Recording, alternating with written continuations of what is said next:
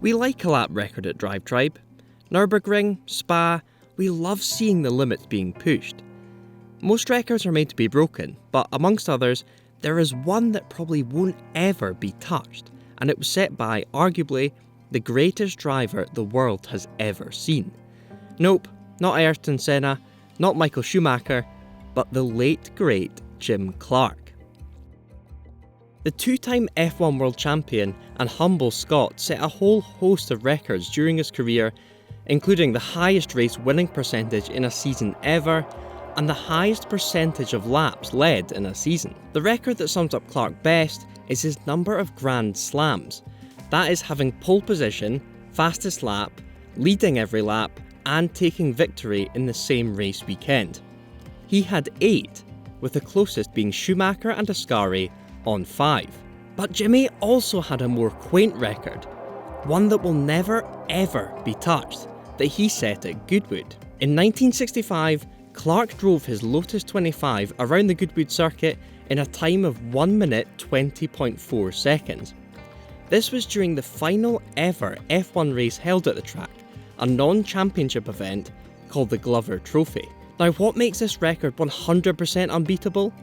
Well, changes were made to the track which altered the layout of the circuit for safety reasons, to cope with cars getting faster and faster. And that means Jim's time is completely set in stone forever on the old circuit layout. Nowadays, events like the Goodwood Revival take place at the circuit, with the original 60s cars racing on the track once again.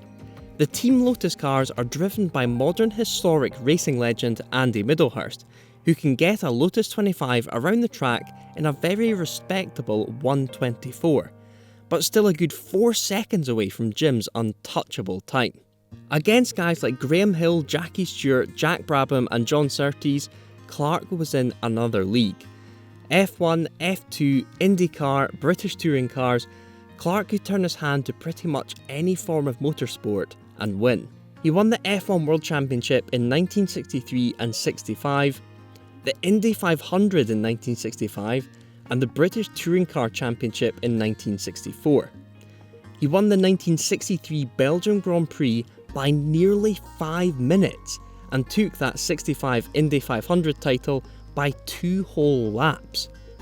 And as Lotus has celebrated recently, he even gave the odd hill climb a try, back on home soil.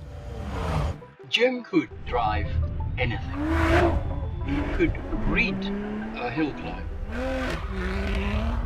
And the great difference between hill climb and motor racing is the fact that you're only going to be driving a few minutes. Extract every fraction out of every corner. In a hill climb like Bowness, which is very, very short, you have to be absolutely precise. Hundredth of a second is lost very, very easily. He was quite quick in practice, but then when it came to the actual event, Jimmy attacked that hill. He had tuned in exactly. There is a photograph which shows how close he was to the wall. And certainly he was extremely neat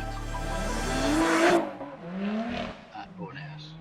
There's only so much work and practice you can put in to get to the top of any discipline, but it's God-given talent that then separates the champions from the legends. And Jim Clark was potentially the greatest of them all, a man that drove smoothly and with a finesse that meant he never hustled a car past its limit, instead caressing it to do what he wanted it to do. Gone are the days when F1 drivers would be free and happy to dive into other areas of motorsport.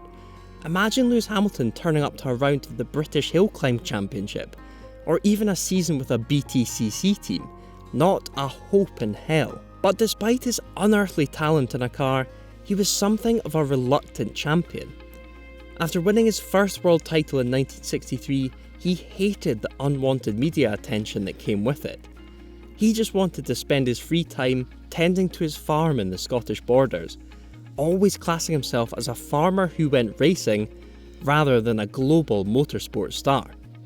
You could say he was a quiet, reclusive, innocent talent, never seduced by fame.